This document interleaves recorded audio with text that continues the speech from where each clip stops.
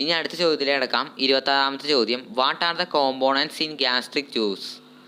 Right functions of each. അതായത് എന്തൊക്കെയാണ് കോമ്പോണൻറ്റ്സ് എന്നാണ് നമ്മളോട് എഴുതാൻ പറഞ്ഞിരിക്കുന്നത്. ഗ്യാസ്ട്രിക് ജ്യൂസിലുള്ള കോമ്പോണൻറ്റ്സ് ഏതൊക്കെയാണെന്നാണ് നമ്മളോട് എഴുതാൻ പറഞ്ഞിരിക്കുന്നത്. Pepsin enzyme. പെപ്സിൻ ഞാൻ പറഞ്ഞല്ലോ നേരത്തെ ഗ്യാസ്ട്രിക് ജ്യൂസിനെ കുറിച്ച് പറഞ്ഞിരുന്നു. അപ്പോൾ ഞാൻ പറഞ്ഞിരുന്നു, ജസ്റ്റ് ഒന്ന് സൂചിപ്പിച്ചു നമുക്ക് പറയാനുണ്ടെന്ന്. അപ്പോൾ pepsin enzyme converts protein to peptones partially. അതായത് പ്രോട്ടീനെ പെപ്റ്റോണാക്കി മാറ്റുന്നു. പെപ്സിൻ എൻസൈമിൻ്റെ function. Gastric lipase enzyme digest fat partially. അതായത് കൊഴുപ്പിനെ ഡൈജഷനിൽ ഇത് ചെയ്യണു, പെട്ടെന്ന് ഡൈജസ്റ്റ് ചെയ്യാൻ വേണ്ടി സഹായിക്കുന്നു. ഏത്? Gastric lipase enzyme. Hydrochloric acid നമ്മുടെ സ്റ്റൊമക്കിലുണ്ട്. അപ്പോൾ സ്റ്റൊമക്കിലുള്ള ആസിഡ് എന്ന് പറയുന്നത് ഹൈഡ്രോക്ലോറിക് ആസിഡാണ്.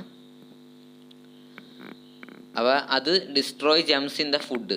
അതായത് ഫുഡിലെ ജംസിനെ ഡിസ്ട്രോയ് ചെയ്യുന്നു. അതുപോലെ regulate pH suitably for the digestion stomach. pH value എല്ലാവരും അറിയായിരിക്കും. പൊട്ടൻഷ്യൽ ഓഫ് ഹൈഡ്രജൻ എന്നാണ് pHൻ്റെ ഫുൾ ഫോം.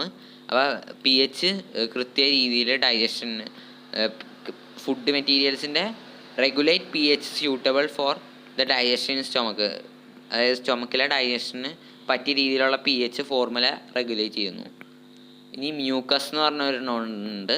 അതെന്താണെന്ന് വെച്ചാൽ protects stomach wall from action of digestive juice. അതായത് ഡൈജസ്റ്റീവ് ജ്യൂസ് എന്ന് പറയുമ്പോൾ ഈ ഹൈഡ്രോക്ലോറിക് ആസിഡൊക്കെ നമുക്കറിയാലോ, വളരെ ഇതാണ് സംഭവം.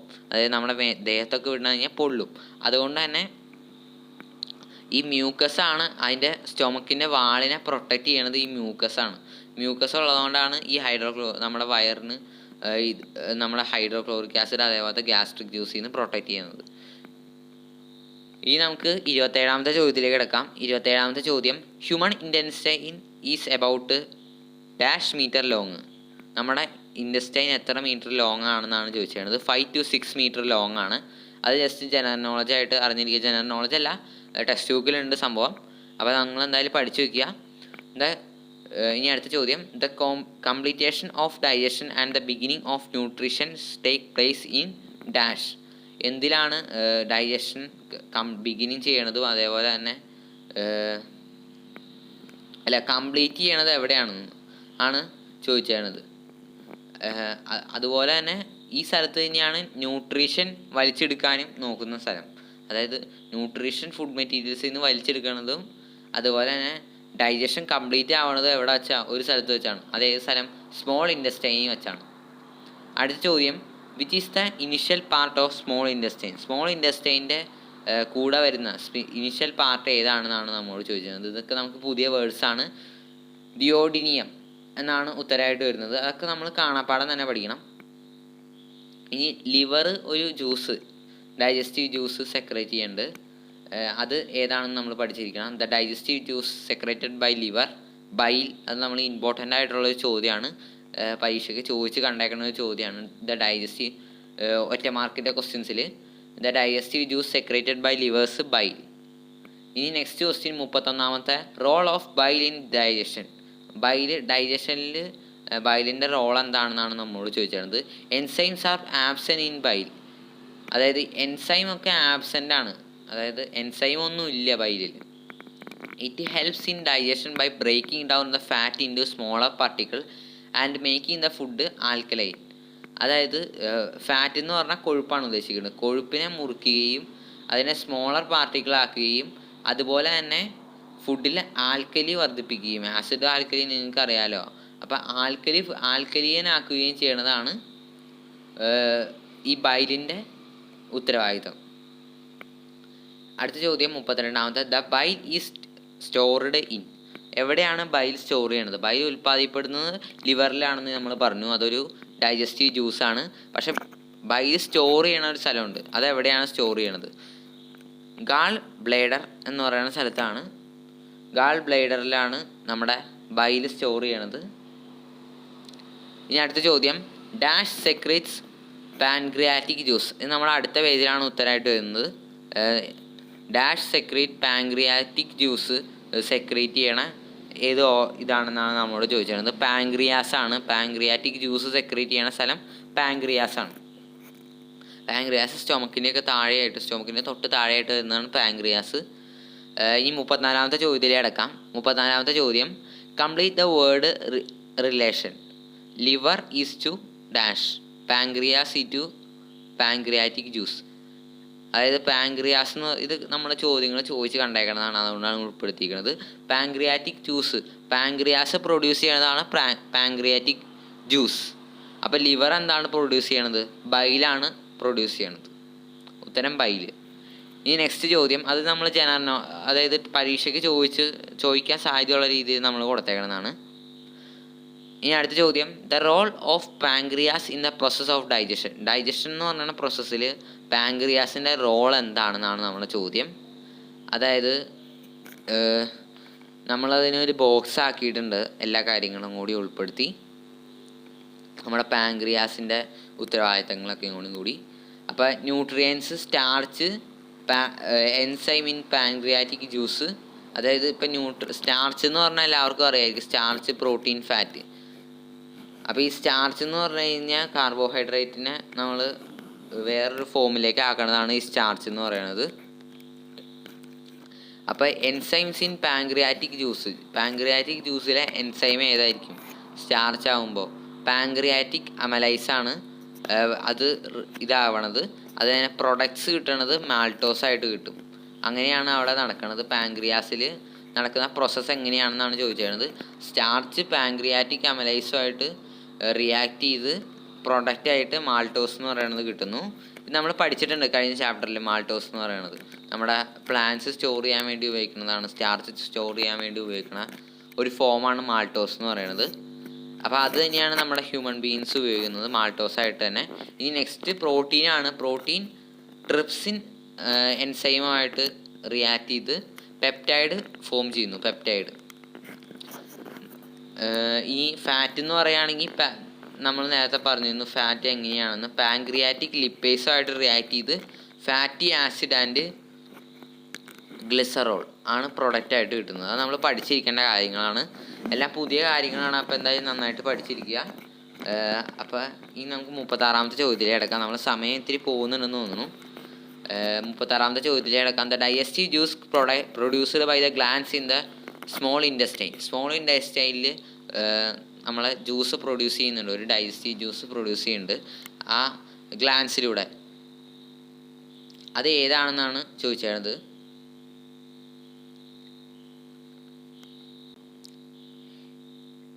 ഇൻറ്റസ്റ്റൈനിയൽ ജ്യൂസാണ് അവിടെ ഫോം ചെയ്യുന്നത്. Digestive juice produced by glands in small intestine, intestinal juice. ഇനി അടുത്ത ചോദ്യം, write a note on digestion in small intestine. Small ഇൻറ്റസ്റ്റൈനിൽ നടക്കുന്ന ഡൈജഷനെ കുറിച്ച് ഒരു നോട്ട് എഴുതുക എന്നുള്ളതാണ് നമ്മുടെ ചോദ്യം. Different enzyme present in the intestinal juice convert maltose, lactose and sugar into simple forms like glucose, fructose and galactose. Some enzyme convert peptide to amino acid. അപ്പോൾ ഇതൊക്കെയാണ് നടക്കുന്നത് ഏത് സ്മോൾ ഇൻറ്റസ്റ്റൈനിൽ നടക്കുന്ന കാര്യങ്ങളാണ്. Different enzyme present in the intestinal juice convert maltose, lactose and sugar into, അതായത് different ആയിട്ടുള്ള intestinal juices maltose, lactose, ഷുഗറിനെയൊക്കെ കൺവേർട്ട് ചെയ്ത് സിമ്പിൾ ഫോമിലേക്ക് ആക്കി ഗ്ലൂക്കോസ്, അതേപോലെ ഫ്രൂക്ടോസ് ആൻഡ് ഗ്ലാക്ടോസ് ആണ് എക്സാമ്പിളായിട്ട് കൊടുത്തേക്കുന്നത്. Some enzyme convert peptide to amino acid, പെപ്റ്റൈഡിനെ അമിനോ ആസിഡാക്കി മാറ്റുന്നു ചില എൻസൈം. ഇനി carbohydrate is in milk is, അതായത് മിൽക്കിനുള്ളിലെ കാർബോഹൈഡ്രേറ്റ് ഏതാണെന്നാണ് നമ്മുടെ ചോദ്യം. ലാക്ടോസ് ആണ് ഉത്തരമായിട്ട് വരുന്നത്. ലാക്ടോസ്, ഇതൊക്കെ നമ്മുടെ ടെക്സ്റ്റ് ബുക്കിലുള്ള ചോദ്യങ്ങളാണ്. The carbohydrate in milk is lactose. അടുത്ത ചോദ്യം 39ാമത്തെ ചോദ്യം, which are the end product formed after digestion. Digestion ശേഷം അവസാനം ലഭിക്കുന്ന പ്രൊഡക്ട്സ് ഏതൊക്കെയാണ്? അപ്പോൾ നമ്മൾ വേഗം പറഞ്ഞു പോവാണ്, സമയം പോകുന്നു, അതുകൊണ്ട് തന്നെ വേഗം പറഞ്ഞു പോവാണ്. കാർബോഹൈഡ്രേറ്റ് എൻഡ് പ്രൊഡക്റ്റ് ആയിട്ട് കിട്ടുന്നത് ഗ്ലൂക്കോസ്, ഫ്രൂക്ടോസ് ആൻഡ് ഗ്ലാക്ടോസ്. പ്രോട്ടീന് എൻഡ് പ്രൊഡക്റ്റ് ആയിട്ട് കിട്ടുന്നത് amino acid, fatty acid and glycerol. ഇത് നമ്മൾ എന്തായാലും പഠിച്ചിരിക്കണം കാണാപ്പാടം, ഇത് അല്ലാണ്ട് അർത്ഥമൊന്നുമില്ല ഇതിന്. ഇനി അടുത്ത ചോദ്യത്തിലേക്ക് കിടക്കാം. 40ാമത്തെ ചോദ്യം, which are the nutrients that do not undergo ഡൈജഷനെ അണ്ടർഗോ ചെയ്യാത്തത് ന്യൂട്രിയൻസ് ഏതൊക്കെയാണെന്നാണ് നമ്മളോട് ചോദിച്ചത്. വാട്ടർ, മിനറൽസ്, വിറ്റാമിൻസ്, ഈ 3 സാധനങ്ങൾ ദഹിക്കില്ല, അതായത് ഈ ഡൈജഷനിൽ ഇൻവോൾവ് ആവുന്നില്ല. ന്യൂട്രിയൻസിന് വേണ്ടി ന്യൂട്രിയൻസ് ആണ് ഇതൊക്കെ, പക്ഷേ ഡൈജഷനിലൂടെ ഇത് പ്രത്യേകിച്ച് മാറ്റങ്ങളൊന്നും വരുന്നില്ല. ഈ 3 കാര്യത്തിന്, വാട്ടറിനും മിനറൽസിനും വിറ്റാമിൻസിനും പ്രത്യേകിച്ചൊന്നും മാറ്റം വരാനുള്ള ഡൈജഷനിലൂടെ, അത് അതേപോലെ തന്നെയാണ് ഇരിക്കാറ്. ഈ 41ാമത്തെ ചോദ്യം, what are villi? What is the function of villi? Villi നിങ്ങളെല്ലാവരും ഇപ്പോൾ സ്ക്രീനിൽ കാണാൻ പറ്റും, നമ്മുടെ ടെക്സ്റ്റ് ബുക്കിൽ കൊടുത്തിട്ടുണ്ട്. അതായത് നമ്മുടെ ഒരു സ്മോൾ ഫിഗർ ലൈക്ക് പ്രൊജക്ഷൻ, അതായത് ഞാൻ വായിക്കാതായി തന്നെ. Villi are small finger like projection seen in the wall of intestine. അതായത് സ്മോൾ ഇൻഡസ്റ്റൈൻ, ലാർജ് ഇൻഡസ്റ്റൈനും ഉണ്ട്. അതിനെ രണ്ടിനെയും കൂട്ടി വിളിക്കുന്നതാണ് ഇൻഡസ്റ്റൈൻ.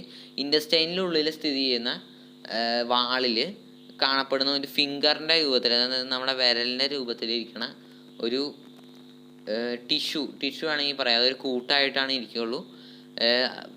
അത് കണക്റ്റീവ് ടിഷ്യൂ ആണെന്ന് തോന്നുന്നു, നമുക്ക് നോക്കാം. അത് wall of the intestine. Villi increase the area absorption of nutrition to a great extent within the small intestine. അപ്പം അതൊരു നമ്മുടെ വിരൽ പോലെ ഇരിക്കണ ഒരു പ്രൊജക്ഷനാണ് വില്ലിക്കുള്ളത്. Seen in the intestine. Villi increase the area of absorption of nutrients to great extent with the small intestine. അതായത് സ്മോൾ ഇൻഡസ്റ്റൈനിൽ തന്നെ ന്യൂട്രിയൻസിൻ്റെ അബ്സോർപ്ഷൻ കൂട്ടാൻ വേണ്ടി സഹായിക്കുന്നു. അതിൻ്റെ ഏരിയ കൂടുന്തോറും അതിൻ്റെ അബ്സോർപ്ഷൻ കൂടുന്നു ന്യൂട്രിയൻസിൻ്റെ. They also contain blood capillaries. അത് നിങ്ങൾക്ക് ആ സ്ക്രീനിൽ കാണാം, അവിടെ ബ്ലഡ് കാപ്പിലറീസ് കാണപ്പെടുന്നുണ്ട്. അതിനകത്ത് നീല കളറും അതേപോലെ തന്നെ അവിടെ കൊടുത്തിട്ടുണ്ട്. നീല കളറും നല്ല ഡാർക്ക് റെഡ് കളറുമായിട്ടുള്ളത് നമ്മുടെ ബ്ലഡ് കാപ്പിലറീസ് ആണ്. പക്ഷെ അതിന് നടുക്കായിട്ടുള്ളത് വേറെ സംഭവമാണ്. അതിനെ പറയുന്ന പേരാണ് ലാക്ടീൽസ്.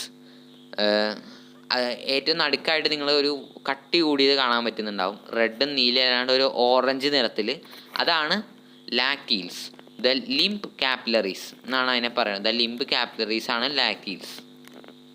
Absorption of nutrition and 90% water absorption take place in the villi. Absorption of nutrients absorb ചെയ്യണതും അത് കൂടാണ്ട് 90% വാട്ടർ അബ്സോർബ് ചെയ്യണതും വില്ലിയിൽ വെച്ചാണ്, അതായത് നമ്മുടെ സ്മോൾ ഇൻഡസ്റ്റൈനിലുള്ള വില്ലിയിൽ വെച്ച്. ഇനി 42ാമത്തെ ചോദ്യത്തിലേക്ക് കിടക്കാം. Villi are covered with, villi എന്ത് വെച്ചാണ് കവർ ചെയ്തേക്കണത്? സിംഗിൾ ലെയർ ഓഫ് സെൽസ്, അതായത് ഒരു ലെയർ സെല്ലിലൂടെയാണ് കവർ ചെയ്തേക്കണത്. ഇനി നമുക്ക് 43ാമത്തെ ചോദ്യത്തിലേക്ക് കിടക്കാം. 43ാമത്തെ ചോദ്യം, simple nutrients which are absorbed by blood capillaries in villus. ഈ വില്ലസ് എന്ന് പറഞ്ഞ് ഉദ്ദേശിക്കുന്നത് നിങ്ങളെ പേടിച്ചൊന്നും പോകണ്ട, ജസ്റ്റ് അത് വില്ലി തന്നെയാണ് ഉദ്ദേശിക്കുന്നത്, വില്ലസ് എന്ന് പറഞ്ഞാലും. അപ്പോൾ simple nutrients which are absorbed by blood capillaries, വില്ലിയുടെ ഉള്ളിലെ ബ്ലഡ് കാപ്പിലറീസ് ഞാൻ കാണിച്ചു തന്നിരുന്നല്ലോ, റെഡും അതേപോലെ ബ്ലൂ കളറും ഉള്ളത്. അത് അബ്സോർബ് ചെയ്യണ ന്യൂട്രിയൻസ് ഏതൊക്കെയാണ്? Glucose, fructose, galactose and amino acid. ഇത്രയാണ് അത് അബ്സോർബ് ചെയ്യണ ന്യൂട്രിയൻസ്. നെക്സ്റ്റ് ചോദ്യം, 44ാമത്തെ ചോദ്യം, simple nutrients which are absorbed by lacteal in villus. അതായത് വില്ലിയിൽ തന്നെയുള്ള ലാക്ടീൽ നമ്മൾ പറഞ്ഞില്ലേ, ഒരു നടുഭാഗത്തുള്ള ഒരു കട്ടി കൂടിയതെന്ന് ഞാൻ പറഞ്ഞിരുന്നില്ലേ, അത് അബ്സോർബ് ചെയ്യണ ന്യൂട്രിയൻസ് ഏതൊക്കെയാണെന്നാണ് ചോദ്യം. അപ്പോൾ 2 തരത്തിലുള്ളത് ഞാൻ നേരത്തെ പറഞ്ഞിരുന്നു, ഒന്ന് ബ്ലഡ് കാപ്പിലറീസും മറ്റേത് ലാക്ടീൽസ്. അപ്പോൾ ഇതിനകത്ത് ലാക്ടീൽ അബ്സോർബ് ചെയ്യണത് ഏതാണ്? Fatty acid and glycerol. അപ്പോൾ ഇത് രണ്ടും മാറിപ്പോവാണ്ട് പഠിച്ചു വെക്കുക. ഈ 45ാമത്തെ ചോദ്യത്തിലേക്ക് കിടക്കാം. 45ാമത്തെ ചോദ്യം എന്ന് പറയുന്നത്, which are the process by which absorption of simple nutrients from the small intestine take place. അതായത് which are the process by which absorption of simple nutrients, ചെറിയ ന്യൂട്രിയൻസ് സ്മോൾ ഇൻഡസ്റ്റൈൻ എവിടെ നിന്നുണങ്ങിയാണ് ടേക്ക് പ്ലേസ് ചെയ്യണത്?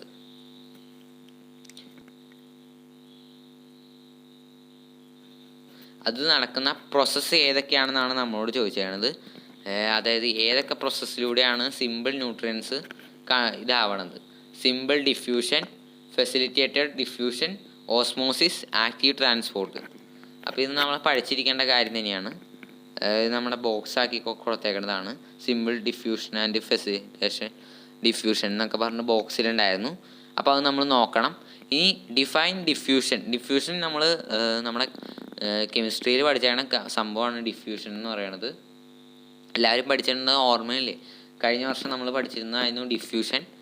അപ്പോൾ movement of molecule with a region of higher concentration to lower concentration is called diffusion. അതായത് ഒരു movement of molecule, ഒരു മോളിക്യൂളിൻ്റെ movement. അതായത് നമ്മൾ ഡിഫ്യൂഷന് വേണ്ടി ഉദാഹരണം നമ്മൾ കാണിച്ചിരുന്നത് ക്രോമറ്റോഗ്രഫി എന്ന് പറയുന്ന ഒരു ശാസ്ത്ര സാങ്കേതിക വിദ്യ. അതായത് നമ്മളൊരു ടിഷ്യൂ പേപ്പറിൽ, അതായത് നിങ്ങൾക്ക് ഇപ്പോൾ സ്ക്രീനിൽ കാണാൻ പറ്റും, നമ്മുടെ ഒരു ഡോട്ട് ഇട്ട് കഴിഞ്ഞാൽ അതിങ്ങനെ പൊന്തി പോകണം, കണ്ടില്ലേ നിങ്ങൾ? അതാണ് ഡിഫ്യൂഷൻ എന്ന് പറയുന്നത്. ഇപ്പോൾ നിങ്ങൾക്ക് സ്ക്രീനിൽ കാണാൻ പറ്റും, നിങ്ങളൊന്ന് അത് നോക്കുക. ആ മോളിക്യൂൾസ് മുകളിലേക്ക് ഉയരാണ് ചെയ്യണത്. അപ്പോൾ ആ മോളിക്യൂള് അവസാനം ഇതല്ലായിരുന്നു അതിൻ്റെ അവസാനം. അത് ഏറ്റവും അവസാനം ചെന്നെത്തുമ്പോൾ അത് വളരെയേറെ ബിഗായിട്ടാണ് വരണത്. അതായത് വളരെയേറെ വലുതായിട്ടാണ് അതിൻ്റെ കളറ് വരണത്. അപ്പോൾ ഇതാണ് ഡിഫ്യൂഷനുള്ള എക്സാമ്പിൾ എന്ന് പറയുന്നത്. ഇത് നമ്മൾ കഴിഞ്ഞ വർഷം പഠിച്ചേക്കുന്നതാണ് ഈ ക്രോമറ്റോഗ്രാഫി എന്ന് പറയുന്ന സാങ്കേതിക വിദ്യ. അപ്പോൾ movement of molecule from a region of higher concentration to lower concentration is called diffusion. അത് നിങ്ങൾക്ക് എല്ലാവർക്കും ചെയ്ത് നോക്കാവുന്നതാണ് വീട്ടിൽ. ഒരു ടിഷ്യൂ പേപ്പറും അതേപോലെ സ്കെച്ചും മാത്രം മതി. It take places along concentration gradient. അതായത് ഒരു കോൺസെൻട്രേറ്റഡ് ആയിട്ടുള്ള, ഇപ്പോൾ ബ്ലാക്ക് കളറാണെങ്കിൽ ബ്ലാക്ക് കളർ, അതിപ്പോൾ ഞാൻ ഇത് ഉദാഹരണം പറഞ്ഞോളൂ കേട്ടോ. ഇതിപ്പോൾ ബയോളജിയാണ് പഠിപ്പിക്കുന്നത്, കെമിസ്ട്രി അല്ല. അതിപ്പോൾ ഞാൻ ജസ്റ്റ് അത് പറഞ്ഞു എന്നുള്ളൂ, നമ്മൾ പഠിച്ചേണ കാര്യമാണെന്ന്. കോൺസെൻട്രേഷൻ ഗ്രേഡിയൻറ്റ്, അതായത് ഒരു നിശ്ചിത ഗ്രേഡിയൻറ്റ്, അത് തന്നെയാണ് ഇവിടെ നടക്കുന്നത്. അതേപോലെ തന്നെ ക്രോമറ്റോഗ്രാഫി മാത്രമല്ല നടക്കുന്നത്. ഇപ്പോൾ ബ്ലഡിൽ നിന്ന് പോയിസൺ സെപ്പറേറ്റ് ചെയ്യണതൊക്കെ ഈ ഒരു ഡിഫ്യൂഷൻ വഴിയാണ്. അപ്പോൾ കോൺസെൻട്രേറ്റഡ് ഗ്രേഡിയൻറ്റിൽ നിന്നാണ് അത് തുടങ്ങുന്നത്. The absorption of fatty acid and glycerol to lacteal take place by simple diffusion. ഈ സിമ്പിൾ ഡിഫ്യൂഷനിലൂടെയാണ് ഫാറ്റി ആസിഡ് ആൻഡ് ഗ്ലിസറോള് അത് എവിടെയാണ് ഫോം ചെയ്യണത്? അത് ലാക്റ്റീൽസിലാണ് ഫോം ചെയ്യണത്. ആ ലാക്റ്റീൽസിലുള്ള ഇതിൻ്റെ അബ്സോർപ്ഷൻ നടക്കുന്നത് ഈ സിമ്പിൾ ഡിഫ്യൂഷൻ വഴിയാണ്. ഇനി ഫെസിലിറ്റേറ്റഡ് ഡിഫ്യൂഷൻ എന്താണെന്ന് നമുക്ക് നോക്കാം. Define facilitated diffusion. Diffusion of certain molecule with the help of protein molecule in the cell membrane is called facilitated diffusion.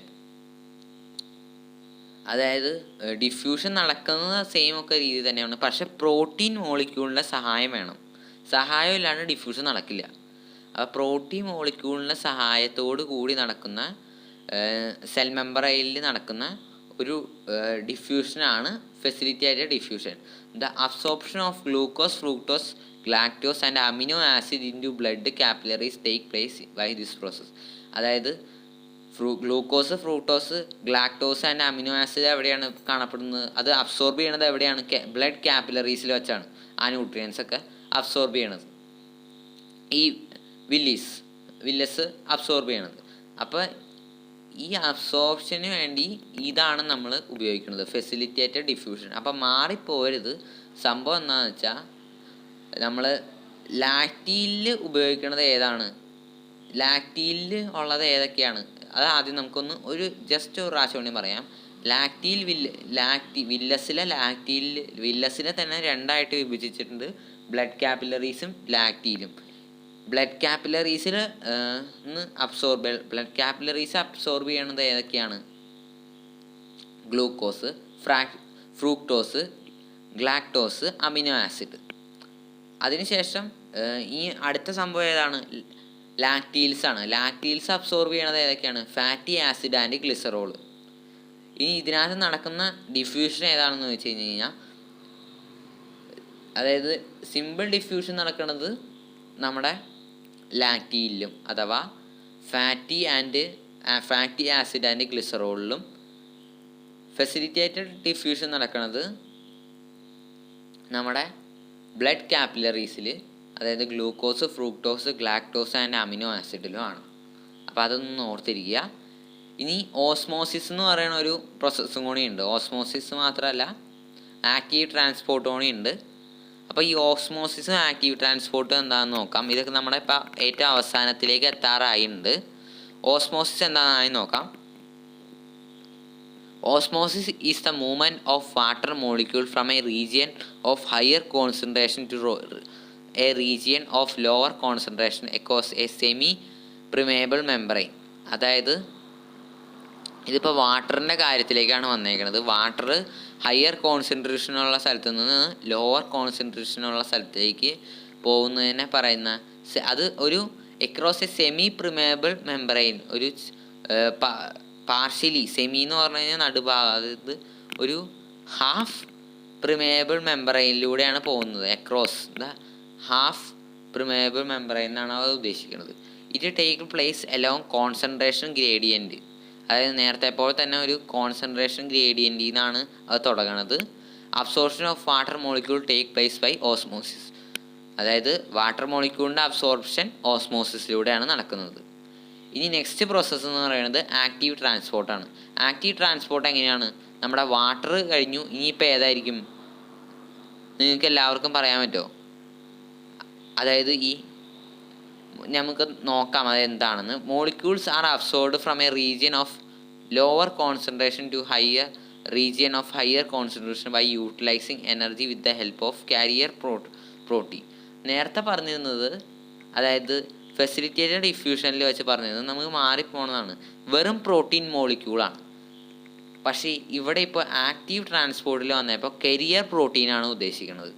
Molecules are absorbed from the region of lower concentration to the region of higher concentration by utilizing energy and with the help of carrier protein. Energy utilise ചെയ്തും carrier പ്രോട്ടീൻ്റെ സഹായത്തോടും കൂടി നടക്കുന്നതാണ് active transport. This process is called active transport. It take place against the concentrated gradient. അത് concentrated ഗ്രേഡിയൻറ്റിന് against ആയിട്ടാണ് നടക്കുന്നത്. എന്താണ് കാരണം? എന്താണ്? ലോവർ കോൺസെൻട്രേറ്റഡ് റീജിയനിൽ നിന്ന് ഹയർ കോൺസെൻട്രേറ്റഡ് റീജിയൻ. ഇത്ര നേരം നമ്മൾ പറഞ്ഞതൊക്കെ ഹയർ, അതായത് ഏറ്റവും കൂടുതൽ കോൺസെൻട്രേഷനുള്ള സ്ഥലത്തു നിന്ന് ചെറിയ കോൺസെൻട്രേഷനിലേക്കാണ് പോയിക്കൊണ്ടിരിക്കുന്നത്. അതായത് ഞാനിപ്പോൾ കാണിച്ചു തന്ന ഒരു വീഡിയോയിൽ കാണിച്ചു തന്നതും ഒരു കട്ട നമ്മൾ ബ്ലാക്ക് വരച്ചിട്ടതിന് ശേഷം അത് മുകളിലേക്ക് പോകുമ്പോൾ അത് അതായത് കുറഞ്ഞിരിക്കുന്ന സ്ഥലങ്ങളിലേക്കാണ് അത് സ്പ്രെഡ് ആവുന്നത്. ഇത് കുറഞ്ഞിരിക്കുന്ന സ്ഥലത്തു നിന്ന് കൂടിയ സ്ഥലങ്ങളിലേക്ക് പ്രൊഡ്യൂസ് ആവണം, അതായത് സ്പ്രെഡ് ആവണം എന്നാണ് ഇവിടെ ഉദ്ദേശിക്കുന്നത്. അത് ഞാൻ അങ്ങനെ ആ ഒരു ഇതായിട്ട് കണക്ട് ചെയ്ത് പറഞ്ഞു എന്നുള്ളൂ കേട്ടോ. ഇതിപ്പോൾ അതായത് നമ്മുടെ പ്രോട്ടീൻ്റെ അങ്ങനത്തെ കാര്യങ്ങളൊക്കെയാണ് ഇവിടെ ഉള്ളത്. ഇതിന് എക്സാമ്പിളായിട്ടുള്ളത്, ആക്റ്റീവ് ട്രാൻസ്പോർട്ടിന് എക്സാമ്പിളായിട്ടുള്ളത് absorption of glucose and salt. ഗ്ലൂക്കോസിൻ്റെ സാൾട്ടിൻ്റെ അബ്സോർപ്ഷനാണ് ഇതിൻ്റെ എക്സാമ്പിളായിട്ടുള്ളത്.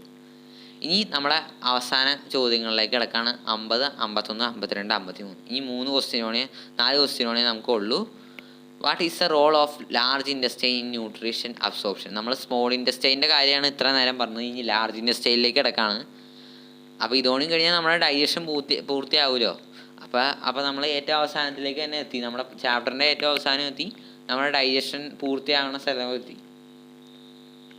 നമ്മളിപ്പോൾ മൗത്തിൽ നിന്ന് തുടങ്ങി ഇപ്പോൾ ലാർജ് ഇൻഡസ്റ്റൈൻ വരെ എത്തിയിട്ടുണ്ട്. അപ്പോൾ ആ ചോദ്യം നോക്കാം. ലാർജ് ഇൻഡസ്റ്റൈൻ്റെ റോൾ എന്താണ് ന്യൂട്രീഷൻ അബ്സോർപ്ഷനിൽ? A major protein of the salt and water left after the absorption in the small intestine are absorbed in the large intestine. അതായത് കൂടുതൽ ഭാഗവും ഉപ്പും അതേപോലെ വെള്ളവും നമ്മുടെ സ്മോൾ ഇൻഡസ്റ്റൈനിൽ നമ്മുടെ അബ്സോർപ്ഷൻ കഴിഞ്ഞതിന് ശേഷം ഇതിനകത്ത് എത്തിയിട്ടാണ് അബ്സോർബ് ആവുന്നത്. ഉപ്പും വെള്ളമാണ് കൂടുതലായിട്ടും ഈ ലാർജ് ഇൻഡസ്റ്റൈനിൽ അബ്സോർബ് ആവുന്ന കണികകൾ.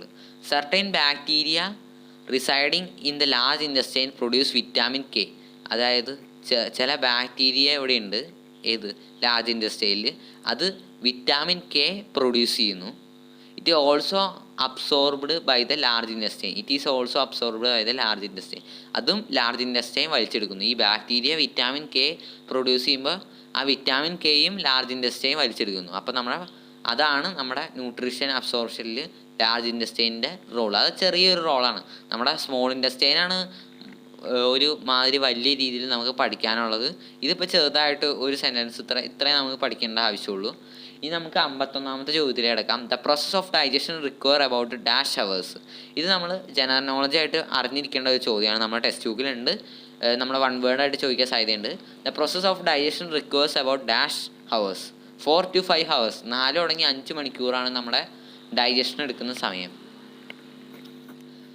ഈ നമ്മുടെ ടെക്സ്റ്റ് ബുക്കിൽ ഫസ്റ്റ് തന്നെ ഒരു കുട്ടി ചോദിക്കുന്നുണ്ട് നമുക്ക് എന്താണ് ഡൈജഷൻ നടക്കുന്നത്, പ്ലാന്റ്സിന് ഇല്ലാത്തത് എന്താണെന്ന് ചോദിച്ചു. അപ്പം അതിനുള്ള ഉത്തരവ് നമുക്ക് ഏറ്റവും അവസാനം നമുക്ക് പറയാം. Digestion doesn't take place in plants. Why? Plants prepare glucose with itself is a simple nutrient. അതായത് പ്ലാന്റ് അവിടെ തന്നെ ഒരു ഗ്ലൂക്കോസ് പ്രൊഡ്യൂസ് ചെയ്യുന്നത് അതൊരു സിമ്പിൾ ന്യൂട്രിയൻ്റ് ആണ്. So it need to undergo further digestion. അത് ഫർദർ ഡൈജഷനിൽ പോകേണ്ട ആവശ്യമില്ല. നമ്മുടെ ഗ്ലൂക്കോസ് ഓൾറെഡി പ്രിപ്പയർ ചെയ്യുന്നുണ്ട് പ്ലാന്റ്സ്. അത് ഇനി വീണ്ടും ഡൈജഷനിൽ പോകേണ്ട ആവശ്യമില്ല. അതുകൊണ്ടാണ് പ്ലാന്റ്സിൽ ഡൈജഷൻ നടക്കാത്തത്. ഇത് നമ്മുടെ ഏറ്റവും അവസാനം നമ്മുടെ വീഡിയോയിലെ ഏറ്റവും അവസാനത്തെ ചോദ്യത്തിലേക്ക് നമുക്ക് കിടക്കാം. What is the importance of roughage അഥവാ edible fibre for the health of digestive system? Digestive സിസ്റ്റത്തിൻ്റെ ഹെൽപ്പിന് വേണ്ടി ഹെൽത്തി ഉണ്ടോ, ഹെൽപ്പല്ല കേട്ടോ, for a healthy digestive system. നമ്മുടെ ഫൈബറുകൾ, എഡിയബിൾ ഫൈബർ എന്ന് പറഞ്ഞാൽ നിങ്ങൾക്ക് മനസ്സിലായില്ലേ? ഹെൽത്തി ഡൈജസ്റ്റീവ് സിസ്റ്റത്തിന് വേണ്ടി റഫേജസിൻ്റെ ഇമ്പോർട്ടൻസ് എന്താണെന്നാണ് നമ്മുടെ ഏറ്റവും അവസാനത്തെ ചോദ്യം. Through fibre content in cereals and vegetable do not undergo digestion. They help in the absorption process ease defecation and thus protect the health of digestive system. നമ്മുടെ ഈ ഫൈബർ അടങ്ങിയ ഫുഡിൽ, അതായത് വെജിറ്റബിൾസ് അതേപോലെ സിറൽസിലാണ് ഫൈബർ കൂടുതലായിട്ടുള്ളത്. Do not undergo digestion. നമ്മൾ digestion undergo ചെയ്യേണ്ട കാര്യമില്ല. ഇപ്പം നേരത്തെ പറഞ്ഞ പ്ലാന്റ്സ് ഗ്ലൂക്കോസാണ് ഡയറക്റ്റ് ആയിട്ട് ഉണ്ടാക്കുന്നത്. അതുകൊണ്ട് തന്നെ അത് ഇനി ഡൈജഷൻ അണ്ടർഗോ ചെയ്യേണ്ട കാര്യമില്ല. അതേപോലെ തന്നെ ഇതും ഡൈജഷൻ അണ്ടർഗോ ചെയ്യേണ്ട കാര്യമില്ല. They help in the absorption process. Absorption പ്രോസസ്സിൽ മറ്റുള്ള വസ്തുക്കളുടെ absorption, fat, protein, carbohydrate, starch അങ്ങനെയുള്ളതിൻ്റെയൊക്കെ അബ്സോർപ്ഷന് വേണ്ടി ഇത് സഹായിക്കുന്നു. Ease defecation and thus protect the health of digestive system. അതായത് നമ്മുടെ ആ കാരണങ്ങൾ കൊണ്ട് തന്നെ നമ്മുടെ ഹെൽത്ത് ഓഫ് ഡൈജസ്റ്റീവ് സിസ്റ്റത്തിനെ പ്രൊട്ടക്റ്റ് ചെയ്യുന്നു. ഏത്? എഡിയബിൾ ഫൈബർ, അതായത് കഴിക്കാൻ പറ്റുന്ന ഫൈബേഴ്സ്. അപ്പോൾ ഇത്രയേ ഉള്ളൂ നമ്മുടെ ഇന്നത്തെ വീഡിയോ. അപ്പോൾ ഇന്നത്തെ വീഡിയോ എല്ലാവർക്കും ഇഷ്ടപ്പെട്ടു എന്ന് വിചാരിക്കുന്നു. ഇഷ്ടപ്പെട്ടാൽ ലൈക്ക് ചെയ്യുക, സബ്സ്ക്രൈബ് ചെയ്യാൻ മറക്കണ്ട. ഇതിൻ്റെ പാർട്ട് 1 നമ്മൾ നേരത്തെ ഇട്ടിരുന്നു. അപ്പോൾ അത് കാണാത്തവർ കാണുക, അതിനുശേഷം ഈ പാർട്ട് കാണുക. നമ്മൾ ഡിസ്ക്രിപ്ഷൻ ബോക്സിൽ ലിങ്ക് കൊടുത്തിട്ടുണ്ട്. അതേപോലെ നമ്മുടെ ITVTSൻ്റെ നമ്മളെ എല്ലാവിധ വീഡിയോകളും ഇട്ടിട്ടുണ്ട് ക്ലാസ്സുകളുടെ. അപ്പോൾ അതിൻ്റെ പ്ലേലിസ്റ്റിൻ്റെ ലിങ്ക് നമ്മൾ ഡിസ്ക്രിപ്ഷൻ ബോക്സിൽ കൊടുത്തിട്ടുണ്ട്. അപ്പോൾ അവിടെ പോയാൽ നിങ്ങൾക്ക് പ്ലേലിസ്റ്റിൽ വീഡിയോകൾ ഏതാണ് ദിവസത്തേന്ന് വെച്ചാൽ കാണാവുന്നതാണ്. നമ്മുടെ ചാനൽ എടുത്ത് നോക്കിയാലും നിങ്ങൾക്ക് കാണാവുന്നതാണ് ഏത് ദിവസത്തെയാണെന്ന് വെച്ചാൽ. സോ ചാനൽ സബ്സ്ക്രൈബ് ചെയ്യാൻ മറക്കണ്ട. ഇനി നമുക്ക് അടുത്തൊരു വീഡിയോയിലാണ്.